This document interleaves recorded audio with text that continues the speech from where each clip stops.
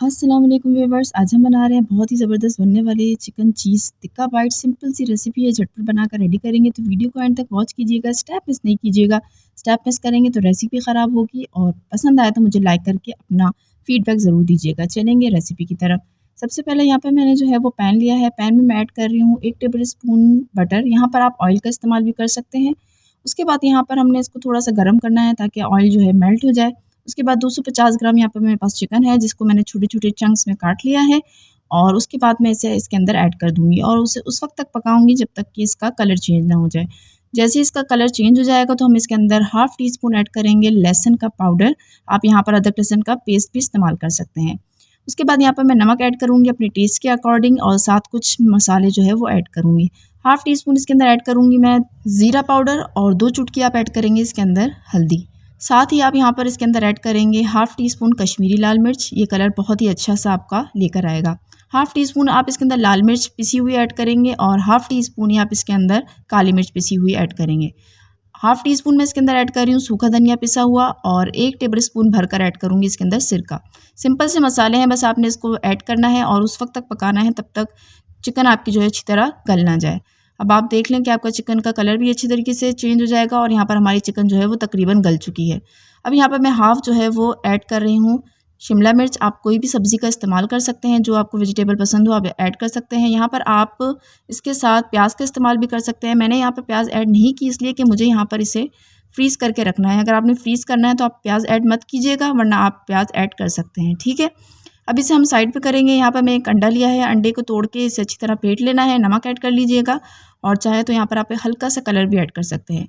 और अगर आपको कोई मसाला चाहिए आप वो भी ऐड कर सकते हैं, जैसे चाट मसाला। मैंने यहाँ पर सिंपल नमक का इस्तेमाल किया है। नमक ऐड करके अच्छी तरह फेंट के मैं इसे साइड पे रख दूँगी। अब हम आएँगे अपने तीसरे स्टेप की तरफ, यानी थर्ड स्टेप। और वो है यहाँ पे मैंने ब्रेड की स्लाइस ले ली है अच्छी बड़ी वाली, और सैंडविच स्लाइस जो होती हैं वो ली है। कॉर्नर्स कट कर लूँगी इससे इसके। कोशिश कीजिएगा आप जो ब्रेड इस्तेमाल कर रहे हों वो बिल्कुल फ्रेश हो। आपकी जो ब्रेड है वो पुरानी नहीं होनी चाहिए, ठीक है। तो वरना फिर क्या होगा, आपके जो बाइट्स हैं ना वो बनने में प्रॉब्लम करेंगे। आपने इसके कॉर्नर्स को कट करना है और उसे अच्छी तरीके से ना बेल लेना है ताकि आपके जो है ना बिल्कुल जो ब्रेड है वो फ्लैट हो जाए। अच्छे आपने वज़न दे के जो है ना इस तरीके से हर कॉर्नर्स को जो है ना आपने इस तरीके से फ्लैट कर देना है। चारों तरफ से आपने इसे बेलना है। और ये देखें, जब आपकी स्लाइस इस शेप में आ जाए तो फिर आप बीच से इसको जो है वो कट लगा लेंगे। यहाँ पे मैंने 3 ब्रेड लिए हैं, जितने आपको बाइट्स बनाने हैं आप उतने ब्रेड जो है ना वो इस्तेमाल कर सकते हैं। अब मैं जो है ना वो बीच से इसको कट लगाऊंगी और कट लगाने के बाद यहाँ पर देखें 2 हिस्सों में मेरे पास हो चुका है। अब मैं इसके अंदर जो है वो चिकन ऐड करूँगी, जो हमने चिकन पका के रखी हुई थी। अपनी आप क्वांटिटी के मुताबिक इसके अंदर ऐड कर सकते हैं, जितनी आपको चिकन अच्छी लगी हो। उसके बाद यहाँ पे थोड़ी-सी यहाँ पे मेरे पास चेडर चीज़ है वो ऐड कर रही हूँ। और ऐड करने के बाद अब आपने क्या करना है, जो स्लाइस है उसके कॉर्नर्स को अच्छी तरीके से पानी से, यहाँ पर देखें इस तरीके से आपने पानी लगा लेना है कॉर्नर्स पर। और उसके बाद इसे आपने अच्छी तरीके से प्रेस करके बंद कर देना है, ठीक है। चारों तरफ से आपने इसे प्रेस करना है और बिल्कुल दबा-दबा के आपने इसके कॉर्नर्स को इस तरीके से अपने जो है फिंगर्स की मदद से आपने बंद करना है, ताकि जब आप इसे फ्राई करें तो ये खुले ना, ठीक है। जितना पानी आपको लग रहा है, अगर आपने पानी कम इस्तेमाल किया तो और लगा के इसे अच्छी तरीके से आप चारों कॉर्नर से बंद कर देंगे। आप देख रहे हैं इस तरीके से आपने करना है। तो उसके बाद जो है इसी तरीके से मैंने सारे जो है बाइट्स जो है वो बना के रख लिए हैं।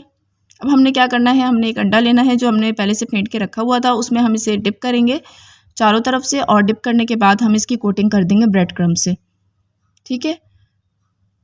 चारों कॉर्नर्स आपने ख़्याल रखना है कि कोई जगह खाली ना रहे और इसी तरीके से आपने इसकी ब्रेड क्रम्ब से कोटिंग करनी है। हल्के हाथ से आपने कोटिंग करनी है, बहुत ज़्यादा दबा के नहीं करना, वरना क्या होता है कि आपके जो है ना ये जो बाइट्स हैं ना वो फट जाते हैं, ठीक है। तो यहाँ पर देखें सारे मैंने जो है इस तरीके से बना कर रख लिए हैं।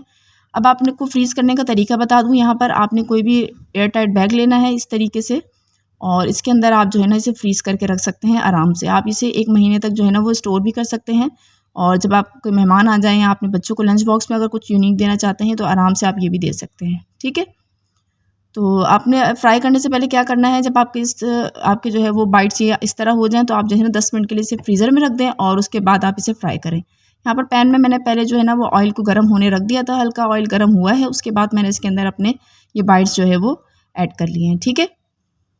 मीडियम फ्लेम पे इसे आप फ्राई कीजिएगा, बहुत ज़्यादा हाई फ्लेम पे इसे मत फ्राई कीजिएगा, वरना क्या होंगे एकदम ही ये जल जाएंगे, कलर चेंज हो जाएगा और थोड़े से ना इसके अंदर कच्चापन रह जाएगा। तो मीडियम फ्लेम पे आप इसे फ्राई करेंगे तो ये जल्दी जल्दी फ्राई भी हो जाएंगे और कलर भी बहुत ही एक अच्छा सा आ जाएगा, ठीक है।